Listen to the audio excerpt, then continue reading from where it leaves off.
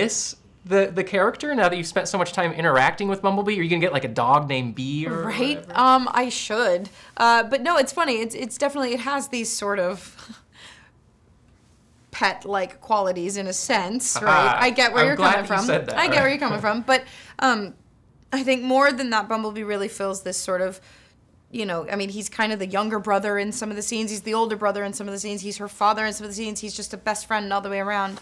But yeah, I mean, I think seeing the film is the best part because you get to see what you brought to life. And in my case, I'm so thankful that what I did made sense because it's all I was hoping for the whole duration of making this film. But I think I do need to get a dog now and name it Bee. Yeah, I feel like you know, me and Charlie become like mama and papa to this Bumblebee character. It's I guess now I know what it's like to be a father. So now I don't got to do that in real life anymore. Check.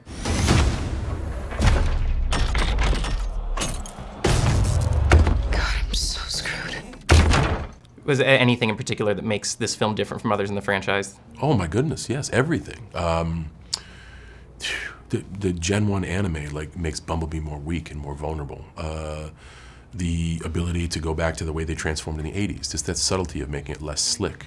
The focus on Bumblebee as a character, it's a true origin story. You're not overwhelmed with giant stylistic action and tons of information. It settles down, you focus on a few characters and their journey through this crazy turn of events, and it becomes a very powerful movie.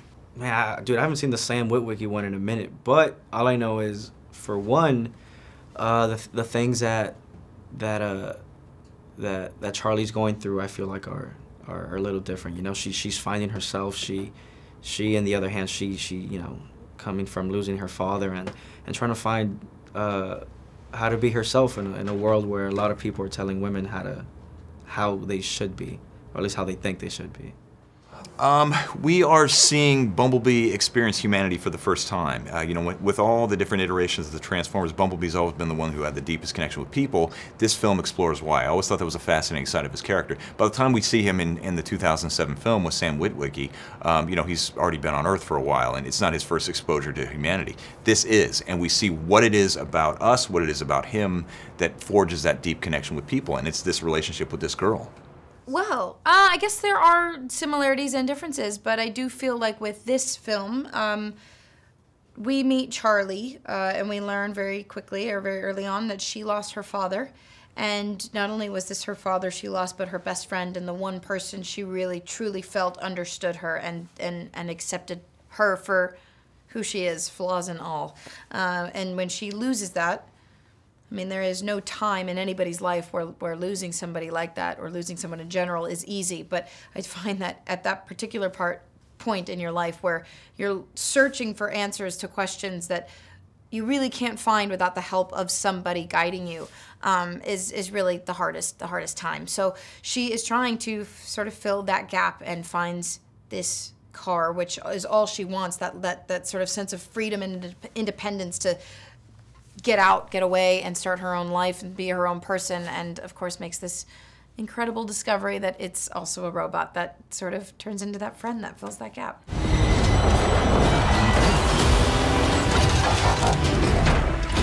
There's a war raging on our planet. If this criminal isn't found, that war may find its way here. We've seen you play villains before. We know you can do that very well. What was different about doing it voice only? Now, see, that's a first, because many have come before you and they said, we've never seen you as a villain. You always play these sort of noble characters. American Horror Story? I know, right? Oh, well, but she was anti-hero, maybe. Like. She wasn't a bad girl. She's bad sometimes. Yeah, she was fun. She was fun a lot. But what was your question? What makes it different about? I could talk to you about AHS all day, but what makes it different? Just doing vocals as a villain, just vocally, knowing it's just your voice that's supposed to portray it's just so freeing. It's freeing. You know, just playing a villain is freeing because more is better. You don't have to be subtle about it. You don't have to feel constrained by it. So, nobody has to like me but me. Right. So get in there and get what you want. As a villain. So there's rumor of plans for the franchise having like a G.I. Joe mashup. Have you heard about that? I might have been the one that started that fire. Is that right? So you've thought about it. How do you foresee your character playing into that? I don't look into that any more than a fan would be enjoyed. I just think you have these two storied franchises that, especially because of the way this one was written, damn near rub up against each other. And I think it would be really cool in the days of big franchise universes to see these things collide and coexist on the same screen. At the end of the film, a lot of us were left wondering, where's Charlie been for the past 30 or so years? Oh, do you mean in the other live-action Transformers films? No, I mean just in general, from Bumblebee to those films. Like, there's a pretty solid gap of time. Like, what's she been up to? Does she ever try and reach back out? I mean, is that something to explore? I think it certainly could be. I mean, when I get to the end of one of my movies, I always imagine what's next for the characters, and so in my mind, I've got all these scenarios and adventures that play out with both Charlie and with Bee and everyone else, and you know, we'll see if the world wants more. Maybe we'll explore some of those things. Jeff's a punchline in Hollywood, period, though. There's lots of movies where it's like... Jeff is like the basic dude. Next movie, I'm just gonna be like in the middle, just throwing a Jeff. Jeff. No way. For real. Roll when you want to slate for us, Jeff. Jeff from CinemaBlend. So what's up, Jeff? You can do it, dude, if you want. No, you can get out of your system. We're on camera now. It's done. Do it. I want you to. It's right. fun. God, I just want you guys to know that his name is Jeff. I feel better.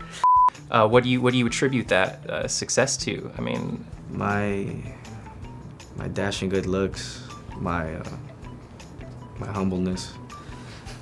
Well, that's obvious. I mean, my tremendous skill. Did I say humbleness? Yeah. Okay, yeah. No, your humility is prevalent and bonkers and amazing. As you understand, as you know. You're great. Dude, you're great. You did it. My name's Jeff too, so that's cool.